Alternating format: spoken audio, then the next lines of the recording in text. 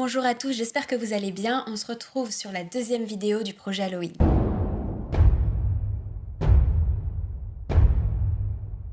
Alors beaucoup d'entre vous l'ont deviné, on va parler ici de la fiancée de Frankenstein. C'est un personnage que j'ai inventé. Alors vous allez me dire oui mais elle existe la fiancée de Frankenstein. Alors oui et non.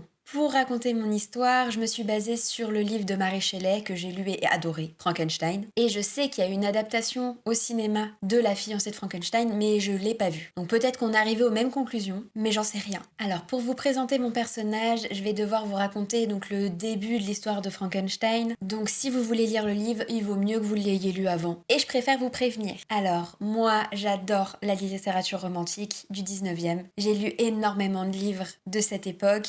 Et j'aime énormément les personnages torturés. Et les histoires bien glauques. Là, on est dedans, hein. Donc si vous avez pas le cœur accroché ou que vous avez pas envie d'entendre des gens se plaindre, il vaut mieux pas le lire. Mais moi, c'est ma vie, les gens qui se plaignent.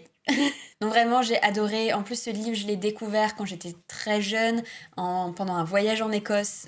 Donc j'étais pile dans l'atmosphère. Et je m'étais dit, quand j'ai créé la série Halloween, je me suis dit qu'il fallait absolument que je fasse la fiancée de Frankenstein à un moment. Je pense que vous l'avez compris, si vous me suivez depuis un moment, que tous mes personnages de cette série ont une dimension féministe. Il y a des messages.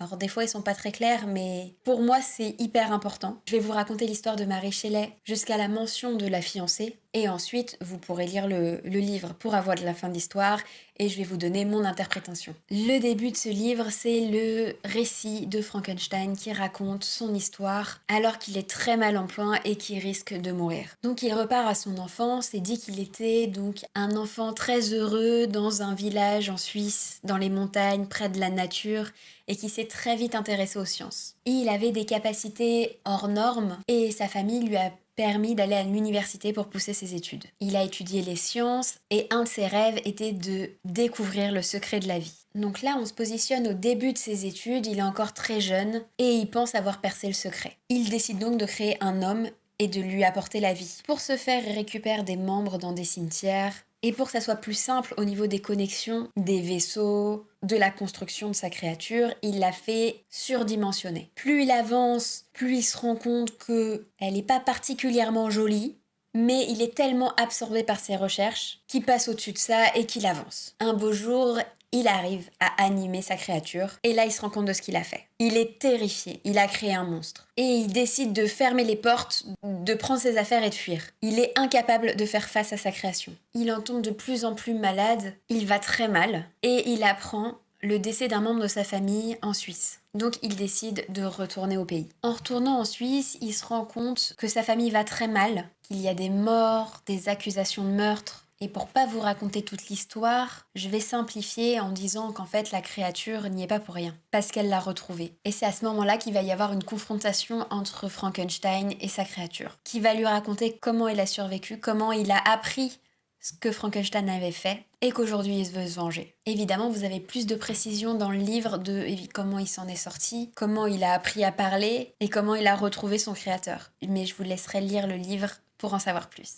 Et c'est à ce moment-là que la créature lui propose un échappatoire. S'il veut que sa famille survive, et même sa descendance, parce qu'il va s'attaquer à tous les proches de Frankenstein pour avoir ce qu'il souhaite, il devra lui créer une fiancée. Parce que Frankenstein l'a fait tellement monstrueux, qu'il est tellement rejeté par tous, qu'il n'a aucun espoir de vivre heureux entouré de personnes qui l'aiment et une famille. Donc pour lui, il n'y a pas d'autre solution. Et les morts continuent autour de Frankenstein. C'est là que le docteur décide de lui créer sa fiancée. Donc à partir de là, dans le livre, il ne va pas aller au bout de la création, tout expliquer pourquoi. Encore une fois, je vais pas tout vous raconter. Il commence à la créer, mais pris par le remords, en fait, il veut pas reproduire ce qu'il vient de faire. Donc il arrête. Et elle n'existera donc jamais. Et ça, c'est pareil. Si vous continuez à lire le livre, vous verrez que jamais. C'est pas possible. Et je me suis dit que j'allais raconter l'histoire à partir de là, si la fiancée avait été créée. Et c'est la série de photos que j'ai réalisée. Dans mon imaginaire,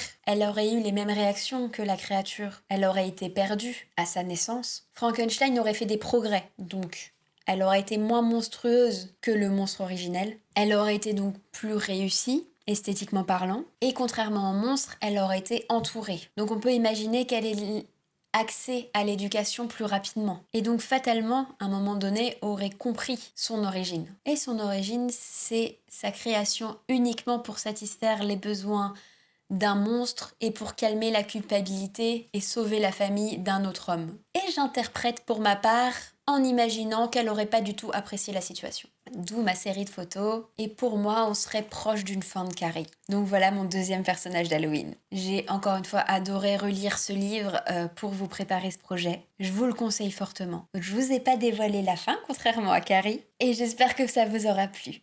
Je vous rappelle le concours pour le projet Halloween avec un serre-taille à remporter sur mesure. Vous avez toutes les conditions du concours en barre d'infos. Si vous avez aimé cette vidéo, n'hésitez pas à liker, vous abonner à la chaîne et commenter, ça m'aide énormément. Pour ceux qui souhaitent m'encourager dans ce projet et y participer, vous avez sur Tipeee une vidéo que je viens de poster sur les anecdotes modèles de ce projet-là. Et j'ai beaucoup de choses à raconter. Tipeee, pour ceux qui ne le savent pas, c'est un site qui permet de donner des tips aux créateurs qui vous ont plu et à les encourager dans leurs futurs projets. Et moi, donc, qui me permet de financer mon projet Halloween. Le prochain personnage sera très vite présenté sur Insta et je vous raconte son histoire dans ma prochaine vidéo YouTube. Merci d'avoir regardé cette vidéo, j'espère que ça vous a plu et on se retrouve très bientôt.